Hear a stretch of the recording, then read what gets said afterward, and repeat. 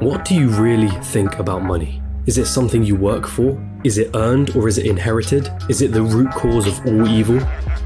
Are you desperate to have more of it? Have you been chasing it most of your life?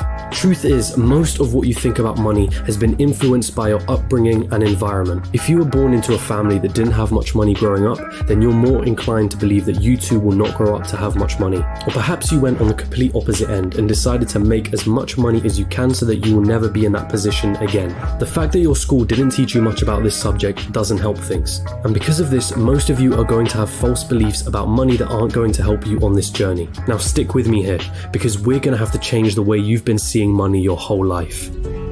Hollywood has always had a habit of depicting the wealthy and rich as evil, backstabbing, entitled, or corrupt individuals.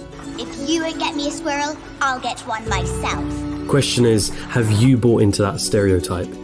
A recent report released by WealthX showed that of the world's ultra-wealthy, those that had a net worth of 30 million or more, 68% of them were self-made. And it seems like every other study backs up this conclusion. Warren Buffett? Self-made billionaire. Howard Schultz? Born in poverty. Oprah Winfrey? Born in poverty. Jeff Bezos? Self-made billionaire. Elon Musk? Self-made billionaire. Sarah Blakely? Self-made billionaire.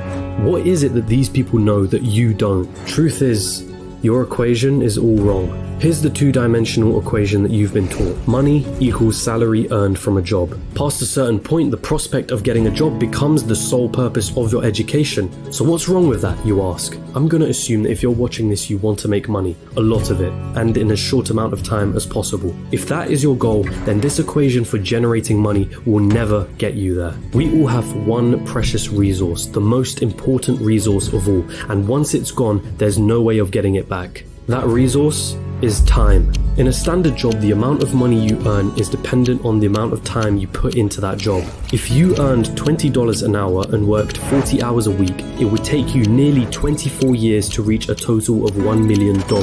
But that is without subtracting any taxes or any expenses that you will incur over 24 years. And let's not forget that inflation would make your $1 million less valuable. The reality is that on a salary of $20 an hour, you can only really be a millionaire at an old age by living frugally. And most of that precious resource known as time has slipped through your fingers. You traded all that time for money, and it wasn't even a substantial amount either. So again, you ask yourself, how is it then that there are self-made millionaires and billionaires at such young ages? What makes them so different? And the truth is, they have a better equation than you. They have a way of understanding money that you haven't quite grasped yet.